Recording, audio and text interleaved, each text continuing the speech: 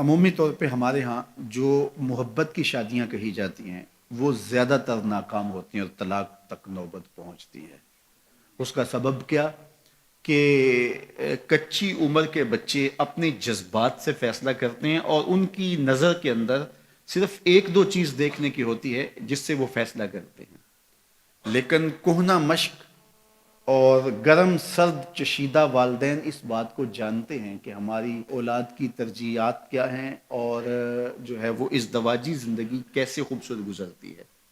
اس لیے وہ جو فیصلے کرتے ہیں وہ فیصلے جو ہے وہ بہت اچھے ہوتے ہیں۔ کبھی ایسا ہوتا ہے کہ اولادوں کو اللہ تعالیٰ فہم، فراست اور عقل و خرد کی فراوانیاں نصیب کر دیتا ہے اور والدین واقعتاً فہم اور سمجھ میں اس مقام پہ نہیں ہوتے، تو سعادت مند اولادیں اس وقت بھی اپنے والدین کو شامل کرتی ہیں اور ان کے فیصلے اچھے بھی ہوتے ہیں۔ لیکن عمومی طور پہ ہوتا ہے کہ چاہے وہ اسکول، کالج اور یونیورسٹی میں نہ بھی گئے ہوں والدین، لیکن ان کے تجربات عملاً جو ہیں وہ زیادہ ہوتے ہیں۔ اسی لیے فرمایا گیا سید عائشہ رضی اللہ تعالیٰ عنہ سے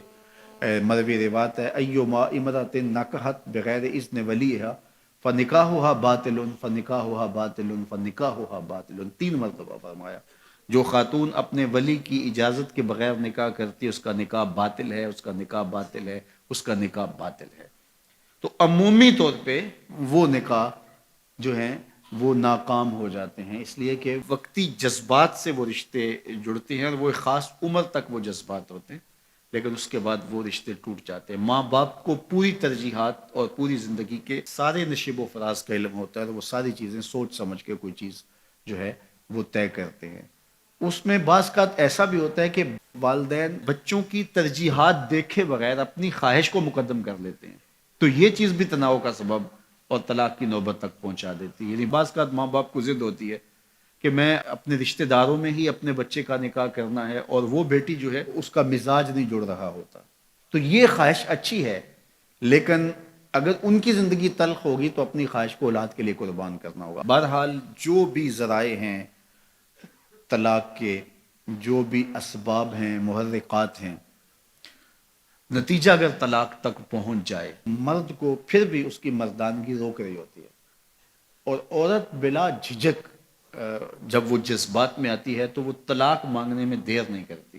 اور بہت ساری طلاق جو جذباتی ماحول میں ہوتی ہیں اس میں قصور خاتون کا ہوتا ہے کہ وہ طلاق مانگتی ہے۔ تو عورت کو کبھی بھی طلاق نہیں مانگنی چاہیے، ہاں اگر واقعتاً اس کا استحقاق بنتا ہے، وہاں زندگی گزارنا مشکل ہو گیا ہے، تو وہ عدالت میں رجوع کر کے خلا لے سکتی ہے۔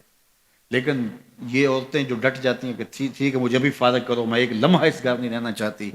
یہ گھر میرے لیے جہنم ہے، اور یہ اس کی بہنوں کے سامنے، اس کے بھائیوں کے سامنے، اس کے خاندان والوں کے سامنے اس کو یوں للکار رہی ہوتی ہے، تو پھر وہ طلاق دے دیتا ہے۔ اور بعض کا وجہ نہیں ہوتی کہ وقتی تناؤ ہوتا ہے۔ تو حضرت امام ابو داود نے حضور کا یہ فرمان لکھا ہے کہ آقا کریم نے فرمایا کہ جو خاتون بغیر عذر کے اپنے شوہر سے طلاق مانگتی ہے وہ جنت کی خوشبو بھی نہیں پائے گی،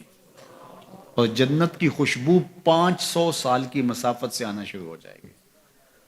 تو جو بغیر عذر کے اپنے شوہر سے طلاق مانگتی ہے، تو یہ بات ذہن میں رکھیے گا کہ عورت نہیں چاہتی کہ یہ اس کے وقتی جذبات ہوتے ہیں، وہ یہی چاہتی ہے کہ میں سرخ جوڑے میں اس گھر میں آئی ہوں تو سفید کفن میں واپس لوٹوں اس گھر میں۔ اور عورت کی آرزو ہوتی ہے کہ میرا شوہر جو ہے وہ مجھ کو جو ہے وہ خود اپنے ہاتھوں سے جو ہے وہ لاحد میں اتارے۔ میرے حضور صلی اللہ علیہ وسلم نے عورت کے اس جذبات کا لحاظ کرتے ہوئے ایک دن سیدہ عائشہ سے کہا کہ عائشہ اگر تو انتقال کر جائے میں تجھے خود کفن دور، خود لاحد میں اتاروں۔ تو حضرت عائشہ رضی اللہ تعالیٰ عنہ کی چشمان اقدس سے آنسو آ گئے کہ یہ اگر ہو تو میرے لیے اس سے بڑا کیا احساس ہے کہ میرا شوہر میرا خود جنازہ پڑھے اور خود مجھے کفن دے اور خود مجھے لاحد میں اتارے۔ تو گھر ٹوٹنے سے بچیں، اور میاں بیوی کا جس طرح یہ دنیا میں رشتہ ہے تو یہ رشتہ